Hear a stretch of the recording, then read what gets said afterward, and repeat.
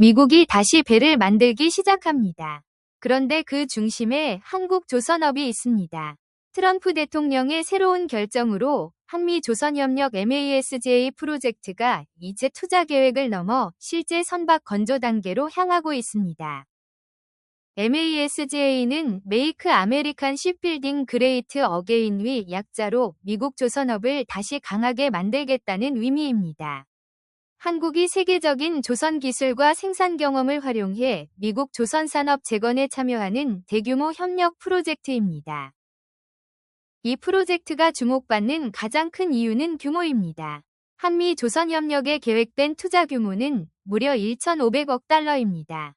단순히 선박 몇 척을 수주하는 사업이 아니라 미국 조선 산업의 기반 자체를 다시 구축하는 장기 프로젝트에 가깝습니다.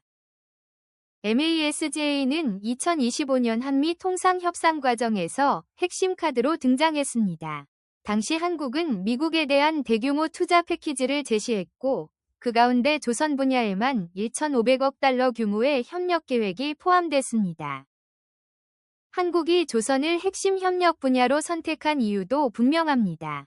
한국은 상선 건조와 생산 관리, 조선소 자동화와 설계 분야에서 세계 최고 수준의 경쟁력을 보유하고 있어 미국이 필요로 하는 기술과 경험을 제공할 수 있기 때문입니다. 반대로 미국은 세계 최대 해군력을 보유하고 있지만 선박을 빠르게 건조할 수 있는 조선 산업 기반은 과거보다 크게 약화됐습니다. 미국 군함을 숙련 인력 부족과 공급망 문제, 높은 건조 비용과 긴 납기가 동시에 부담으로 지적돼 왔습니다. 결국 미국에는 조선 산업을 빠르게 복원할 파트너가 필요했고, 한국에는 거대한 미국 시장으로 진출할 기회가 필요했습니다. 서로의 부족한 부분을 채울 수 있다는 점에서 MASJ가 한미 경제협력의 핵심 사업으로 떠오른 것입니다. 26년 들어 MASJ는 구상 단계에서 실행 단계로 빠르게 이동했습니다. 한국의 정책금융기관과 HD 현대중공업, 삼성중공업, 하나오션 등 주요 조선사들이 미국 조선업 투자 실행을 위한 협력 체계를 구축했습니다. 이어 워싱턴에는 한미조선협력센터가 문을 열었습니다.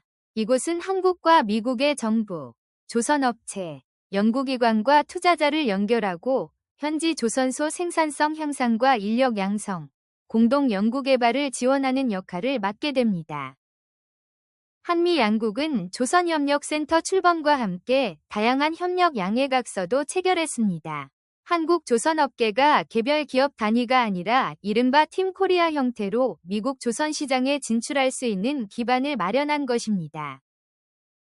그리고 2026년 8월 중요한 변화가 등장했습니다.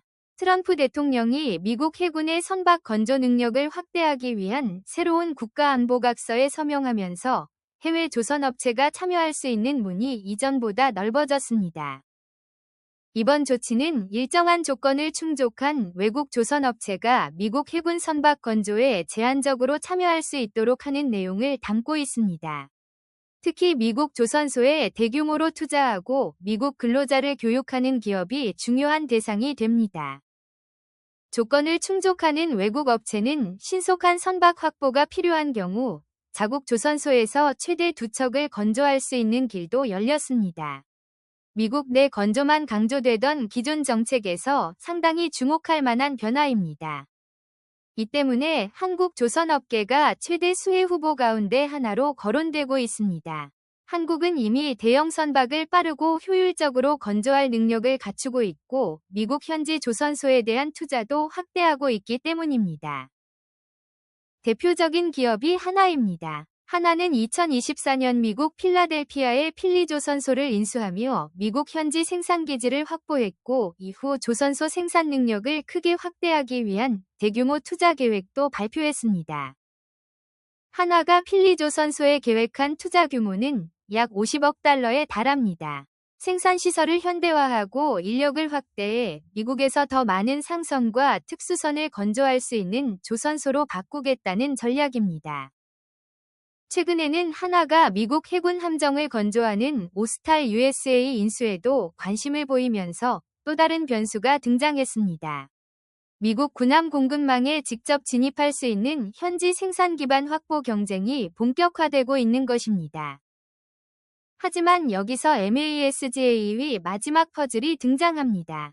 한국 조선소에서 배를 잘 만드는 것만으로는 충분하지 않습니다. 장기적으로 미국 안에서 실제 선박을 빠르게 건조할 수 있는 현지 생산 능력을 확보해야 합니다.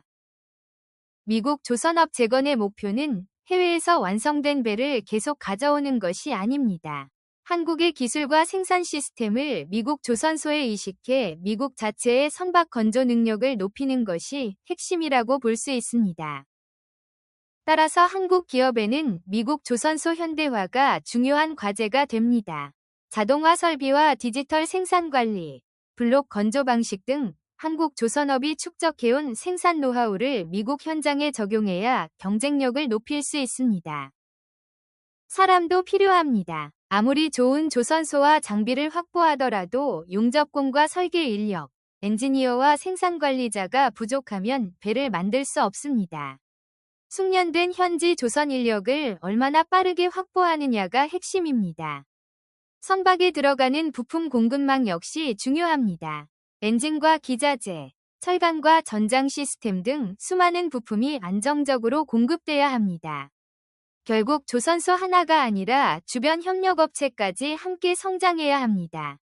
이 때문에 한미-조선협력은 단순한 조선사 투자에서 공급망 협력과 인력 교육, 기술 개발로 범위가 확대되고 있습니다.